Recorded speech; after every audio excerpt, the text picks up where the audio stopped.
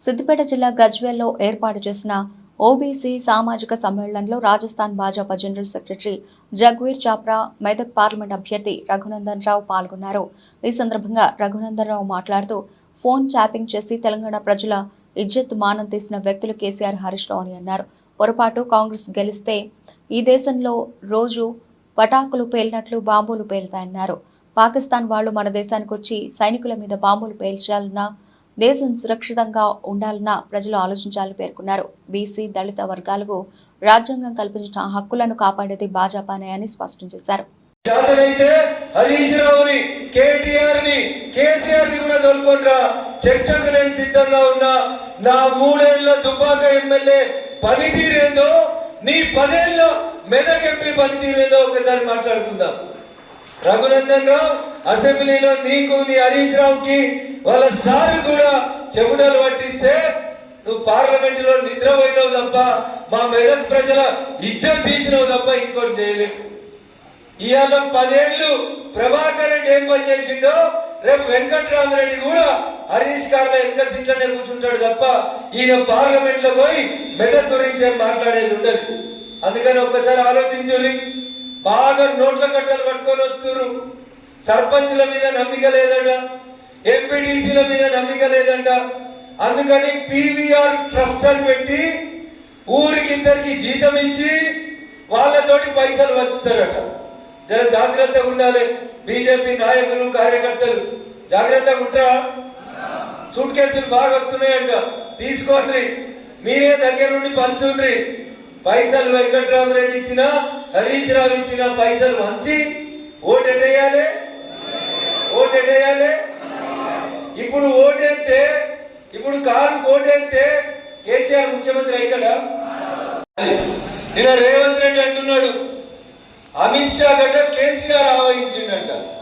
అమిత్ షాను ఆవహించేటువంటి దమ్ము, ధైర్యం ఈడెవరికి లేదు, ఈ దేశంలో ఎవరికి లేదు.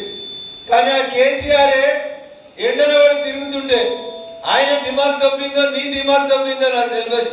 కానీ దొంగ ప్రచారాలు, దొంగ వీడియోలు ప్రచారం చేసే బుద్ధి బీఆర్ఎస్ వాళ్ళది, కాంగ్రెస్ వాళ్ళ తప్ప భారతీయ జనతా పార్టీ ఏ రోజు కూడా అబద్ధపు వీడియోలను ప్రచారం చేయలేదు. మిస్టర్ అబద్ధాల హరీష్ రావు అనేది గుర్తుపెట్టుకోవాలి. ఆయన వచ్చి దుబ్బాకోల గురించి హేళనగా మాట్లాడతాడు.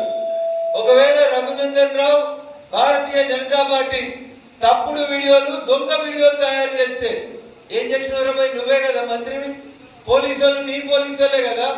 పక్కనున్న పెళ్ళం ఫోన్ వచ్చింది కానీ రఘునందన్ రావు మీద కేసు పెట్టలేదు. నువ్వు అడగాల? సొంత మరిదలు ఫోన్ ఇంటివి, బామ్మర్ది ఫోన్ ఇంటివి, ఇంట్లో ఫోన్ ఇంటివి. ఎవడన్నా ఇంటాడమా ఇజ్జతున్నాడు. తెలంగాణ ప్రజల మొత్తం ఇజ్జత్ మానం తీసింది ఎవరంటే నువ్వు, నీ మామ తప్ప ఇంకొకటి కాదు. తెలంగాణలో బిడ్డ పెళ్ళై అల్లుడు ఇంటికి వస్తే బిడ్డ అల్లుడు కూడా మాట్లాడుతుంటే ఇజ్జతున్న అత్త మామ ఎవడని ఉంటే దూరం పోతారు. పోతారా? పోరా? అసలు బిడ్డ ఫోన్ ఇనమని చెప్తాడా కేసీఆర్ అనేటోడు? కోడలు ఫోన్ ఇనమని చెప్తాడా?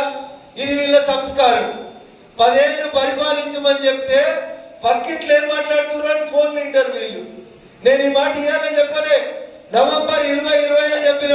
మా దుబ్బాకోలను అందరినీ పట్టుకపోతుంటే పోలీసులు మా ఫోన్లు ఇంటురా ఏం చెప్పినవా చెప్పలేదా? లేదా? దోకదాడితే సిద్దిపేటలో లాడ్ సింగిల్ ఏమైందో హరీష్ రావుకి యాడ్ చేయాలి. ఏమైంది? ఏం చేసిర్రు? ఉరిగిపిచ్చి కొట్టిర్రు.